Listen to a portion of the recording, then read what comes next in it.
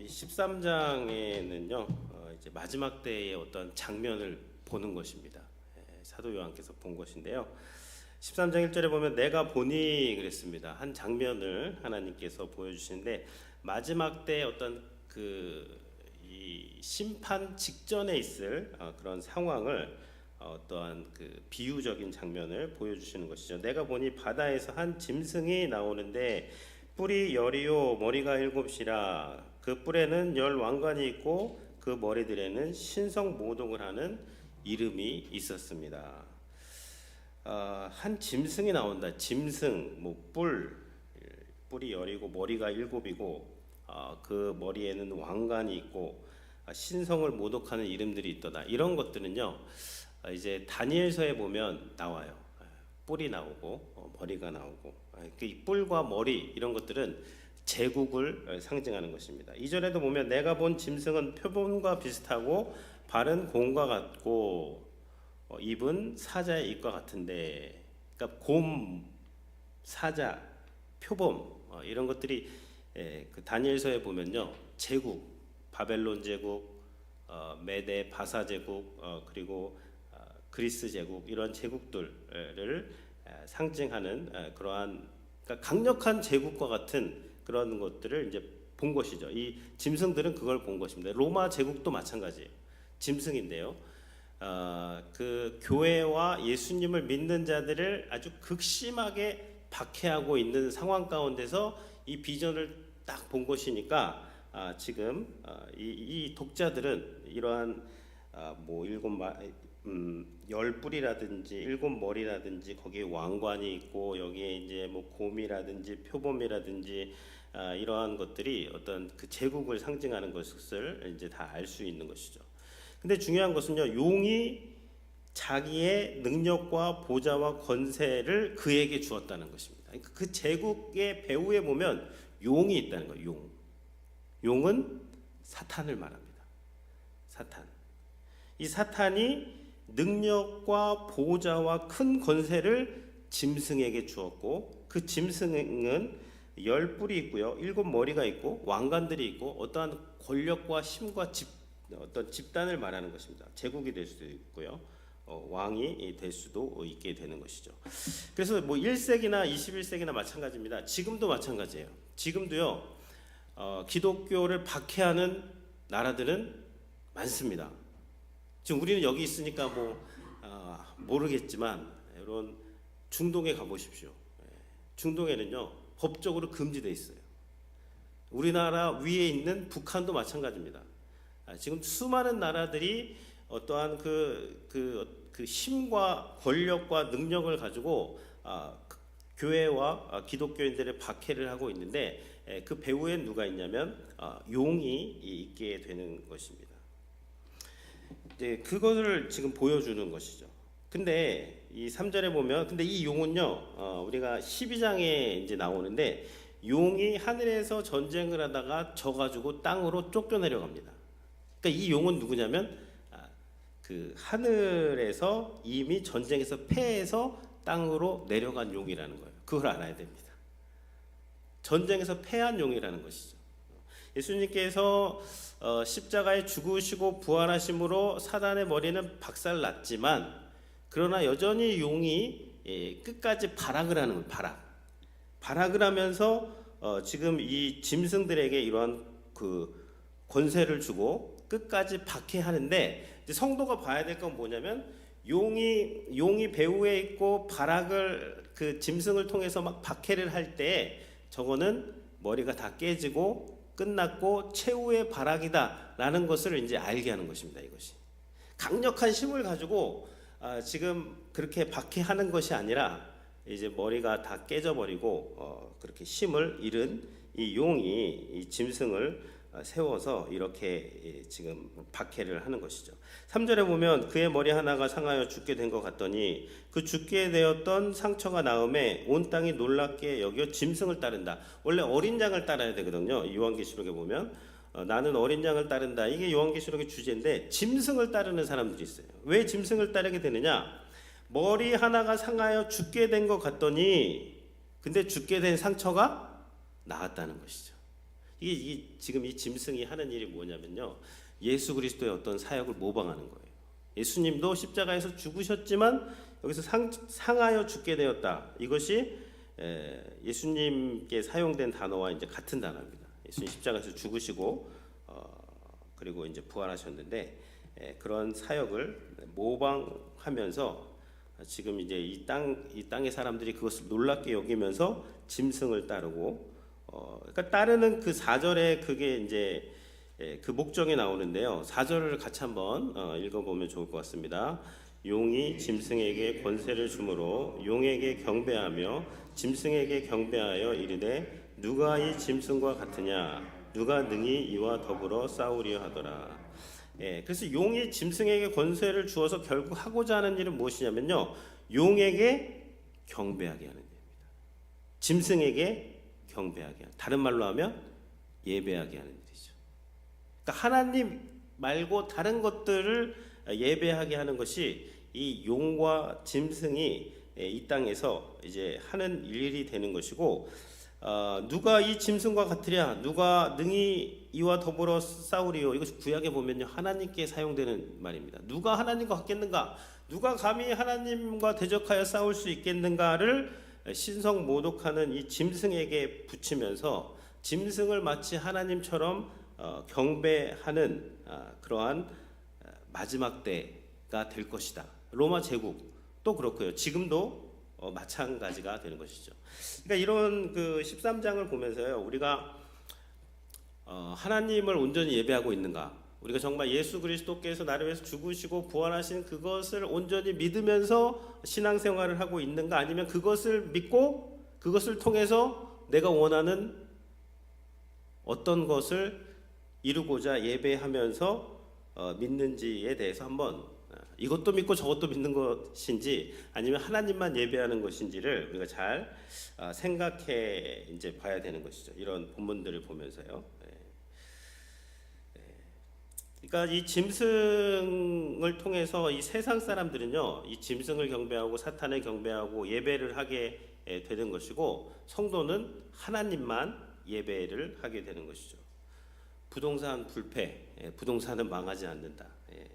뭐 집값이 오르고 떨어지는 일은 아주 중요한 일이지만 그러나 그거를 경배해서는 안 된다는 것이죠. 건강은 중요한 것입니다. 건강 관리를 잘해야 되죠. 저도 좀 얼굴이 좀 부었는데요, 한국 같아서. 건강 관리를 잘해야 되는데 건강을 예배하면 안 돼요. 건강을 신봉하고 숭배하면 안 됩니다. 건강을 가지고 뭘 해야죠? 하나님을 섬기고 하나님께 헌신하고 하나님께 드릴 때 그것이 의미가 있는 것이지, 건강 자체를 신봉하는 것이 그것이 또 다른 우상이 될 수가 있는 것이죠. 산 제사로 드려야 되는 것이죠. 돈이 신입니다. 오늘날엔 돈이 신. 돈이 중요하지만 이 돈을 하나님처럼 그렇게 섬기고 예배할 때 그 돈으로 하나님을 오히려 섬기고 하나님을 예배하는 것이 우리의 신앙의 표현이 되어야 되는 것이고요. 또 오늘날은 또 어떤 이데올로기가 무슨 예배 경배의 대상입니다. 내가 믿는 어떠한 신념, 어떤 정치 신념, 어떤 세력들, 그런 것들을 마치 진리처럼 막 예배하고 있는데, 근데 이런 본문에 보면서 내가 지금 예배하는 것은 무엇인가? 정말 하나님을 예배하고 예수 그리스도를 예배하고 있는지, 아니면 그 다른 것들, 내 생각, 내 이데올로기, 내 감정, 내 환경, 내가 생각하는 어떠한 것을 예배하고 있는지 우리가 점검할 필요가 있는 거예요. 내가 지금 어떤 것들을 온전히 경배하고 있는가를 볼 수 있어야 되는 것이죠. 이 짐승이 하는 일은요, 5절에 보면 이 짐승은 과장되고 신성 모독 말하는 입을 받았습니다. 그리고 42달 동안 일할 권세를 받았다 그랬어요. 이 짐승이 하는 일은 이 과장하고 또 이제 신성을 모독하는 그런 말을 하고, 중요한 것은 42달 동안 일할 권세를 받았다는 것은 무엇이냐면 일정한 시간 동안에 활동을 한다는 거예요. 그 시간이 끝나면 활동도 끝나게 된다. 하나님의 어떠한 큰 섭리 안에, 그러니까 하나님의 지금 42달이라는 것은요 3.5년입니다. 3년 반이에요. 요한계시록의 7년은 하나님의 어떤 완벽한 뜻이 이루어지는 어떤 시간을 말하는 것인데, 이 하나님의 뜻이 이루어지는 시간 가운데 일부는 사단이 짐승을 통해서 일할 수 있도록 하나님이 허용을 하신 거예요. 이걸 아셔야 됩니다. 아니, 하나님이 통치하시고 지금 하나님이 다스리시는데 어찌 이런 일이 일어날 수가 있는가가 아니라, 그런 일이 일어나게 허용을 하셨는데 그 세력은 기간이 있고 또 머리가 이미 박살난 사단의 어떤 잔당들이다. 그 정도를 우리가 알고 그 사단의 실체를 볼 필요가 있는 것이죠. 그들은 하나님을 비방하고 신성을 모독하게 되는 것이고, 17절에 보면요, 권세를 받아 성도들과 싸워 이기게 되고 또 각 족속과 백성과 방언 나라를 다스리는 권세를 받았습니다. 심지어 성도를 이기기도 해요. 이 짐승들이. 왜냐하면 1세기나 뭐 지금이나 박해를 받는 성도들이 고난을 받고 박해를 당하는 그 상황에 그대로 있기도 하고, 때로는 순교를 당하기까지 하는 일들이 발생을 하는데, 그것만 보면은 마치 이 짐승이 이기는 것 같은 그런 착각을 불러일으킬 수도 있게 되는데, 이제 8절이 중요한 것이죠. 8절을 같이 한번 읽겠습니다. 죽임을 당한 어린 양의 생명책에 창세 이후로 이름이 기록되지 못하고 이 땅에 사는 자들은 다 그 짐승에게 경배하리라. 그래서 결론은 뭐냐면, 이런 박해가 오고 막 환란이 오고 이럴 때 생명책에 그 이름이 기록되지 못한 사람들은 다 짐승에게 경배를 한다는 거예요. 근데 여기서 강조점은 뭐냐면, 지금 성도들이 이걸 읽으라고 쓴 거잖아요. 근데 성도들의 이름은 생명책에 기록이 되어 있다는 것이죠. 그래서 이러한 극심한 박해 속에서도 하나님께서 성도들이 생명책에 이름이 기록되어 있기 때문에 그들을 지키시고 보호하시고, 아무리 이 용이 짐승을 통해서 막 발악을 하고 성도를 이기는 것 같아 보이지만 그것은 일시적인 현상일 뿐이고, 그것은 머리가 깨진 용이 마지막에 최후의 발악을 하는 그러한 장면일 뿐이고, 결국에는 그 어린 양의 생명책에 이름이 기록된 그 하나님의 자녀들은 다 짐승에게 경배하지 않고 하나님을 예배한다는 거예요. 하나님을 예배하고 하나님을 섬기게 될 것이다. 그러니까 이런 것들을 읽게 되면서 그 박해 가운데 있는 성도들이, 나는 이 박해 속에서 하나님을 예배할 수 있는 것이 내가 생명책에 기록되어 있기 때문이구나. 하나님이 나를 선택하시고 나를 자녀 삼아주시고 내가 하나님의 어떤 섭리 안에서 하나님의 보호 안에 있기 때문에 이렇게 할 수 있는 것이구나를 고백을 하게 되는 것이죠. 9절에 보면 누구든지 귀가 있거든 들을지어다. 이거 지금 7 교회들에게 하신 말씀, 귀 있는 자는 성령이 교회들에게 하신 말씀을 들을지어다. 그 말씀이 되는 것입니다. 그래서 10절, 마지막 10절 같이 한번, 그러니까 이게 10절이 어떻게 보면 어떤 결론 같은 이제 말씀입니다. 1절에서 10절까지 같이 한번 읽겠습니다. 사로잡힌 자는 사로잡혀 갈 것이요 칼에 죽은 자는 마땅히 칼에 죽을 것이니 성도들의 인내와 믿음이 여기 있느니라.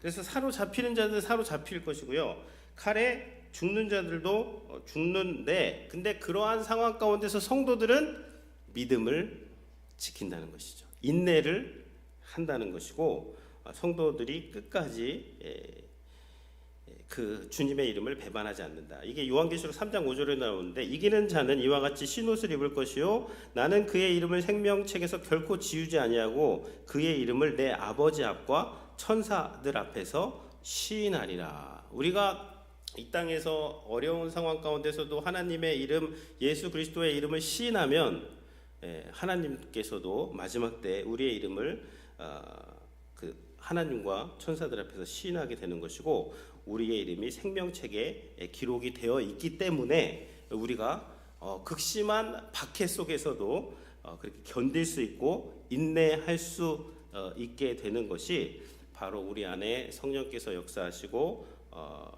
그 성령께서 주시는 믿음이 있기 때문에 그렇게 된다는 것이죠. 그러니까 우리가 믿을 때 이런 거 이런 이 장면 이 파노라마거든요. 이거 어떤 환상을 보면서 우리가 알 수 있는 것은 무엇이냐면 우리가 성도들에게 있는 믿음은 어떠한 믿음이어야 되냐면요. 우리가 예수 하나님을 믿으면 세상에서 모든 일이 다 잘 되고 박해도 안 받고 어려움도 안 겪고 하나님마다 잘 되고 이 땅에서 잘 먹고 잘 산다는 그런 믿음을 갖고 있으면 그거는 요한계시록의 믿음은 아닙니다. 그건 내 바램일 뿐이에요. 근데 기독교는 내 바램을 믿는 게 아니라 하나님의 말씀을 믿는 것인데 이 말씀은 무엇이냐면 성도들이 이 땅을 살아가면서 하나님을 잘 믿어도 여전히 이 용과 짐승들에 의해서 박해를 받고 심지어 사로잡히거나 칼날에 죽임을 당할 수까지 있는데 근데 그럼에도 불구하고 성도는 인내하게 되는 것이고요. 그런 인내를 통해서 세상이 그것을 보고 야 하나님 살아계시구나.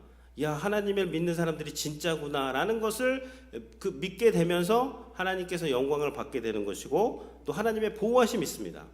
보호하심이 있고 또 지키심이 있고 또 어떤 사람들은 어려운 가운데서 인내하면서 버티기도 하고 심지어 순교를 당하기까지 하지만 이 모든 상황 속에서 결국은 하나님께서 역사를 하시고 하나님이 하나님 되심이 나타나는 것이다 라는 믿음을 갖고 있으면요 박해 가운데서 시험에 빠지지 않을 수 있어요. 그런데 이런 믿음이 없으면 시험에 빠지게 되는 그런 것이죠.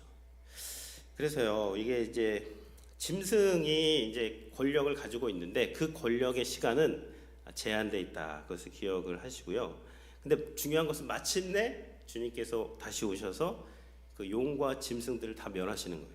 다 끝장내시는 것이고 그리고 마지막 그 발악할 때에 성도들이 그때의 어떠한 그 어려움을 겪게 되거나 이런 환난과 박해를 당할 때 하나님이 보호해 주신다는 거예요.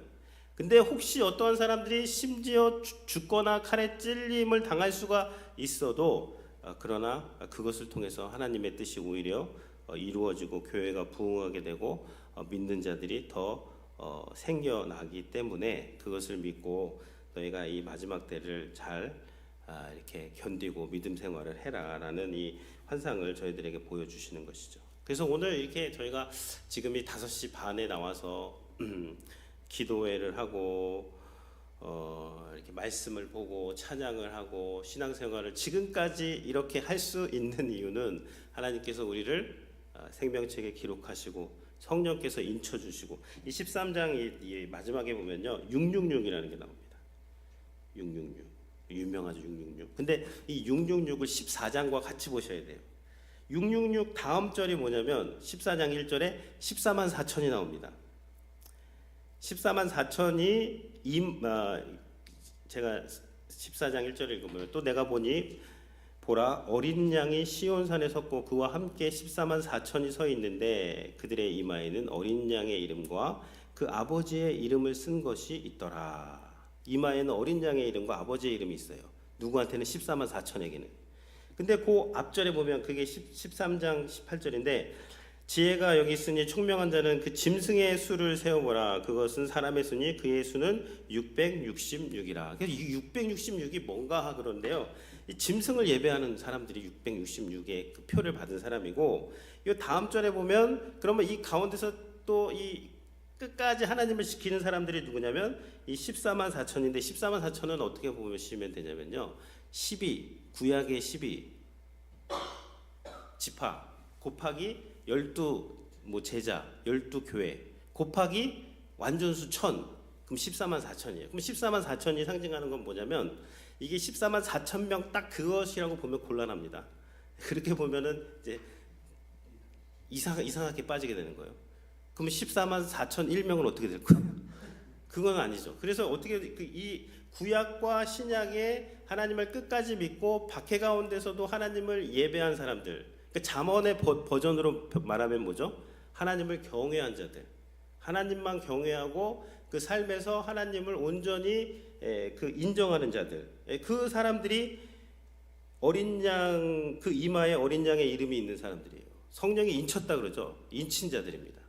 근데 이 짐승을 경배하고 짐승을 따르고 짐승을 하나님처럼 섬기면서 사는 사람들 그게 이제 그 짐승의 표를 받은 사람들이 되는 것입니다. 그래서 우리가 이 땅에 살 때에 우리가 우리 안에 성령이 인치셨고 어린 양의 이름이 우리의 이마에 이제 써 있게 되고 우리 하나님의 자녀가 되는 것입니다. 그러니까 어떤 환난과 시험이 와도 하나님 우리를 지켜주시고 우리를 붙잡아 주시고 끝까지 내가 잘나서라기보다는 하나님께서 우리를 붙잡아 주시고 선택해 주시고 생명책에 이름이 기록되어 있기 때문에 너희들은 이 극심한 박해에서도 죽지 않는다.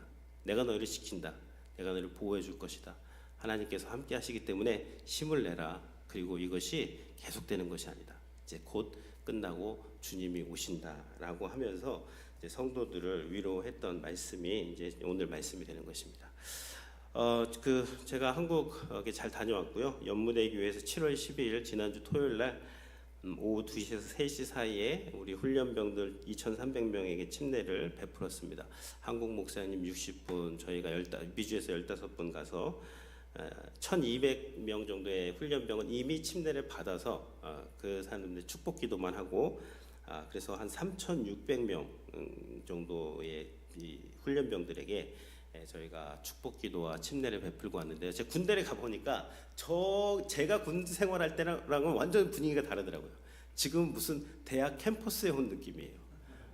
무슨 완전히 자율적인 훈련병들도 자율적이더라고요.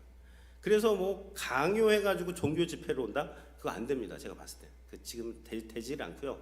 근데 그 많은 장병들이 본인들이 요즘에 누가 쪼꼬파해 준다고 군대에 옵니까? 안 와요. 그런데 종교 집회 안 옵니다. 요즘에는 장병들도요 다 일과 시간 이후에는 자기들 할 수 있는 그런 자유가 있기 때문에. 근데 하나님이 가난한 마음을 주시고 그런 사회에 있을 때 교회 안 가던 사람들이 막 그렇게 많은 사람들이 교회에 와가지고 막 찬양을 하고 기도를 하고 눈물을 흘리면서 그렇게 하나님을 찾고 하는 것을 보면서 저는 개인적으로 큰 은혜를 받았고요. 여기가 참 황금 어장이구나.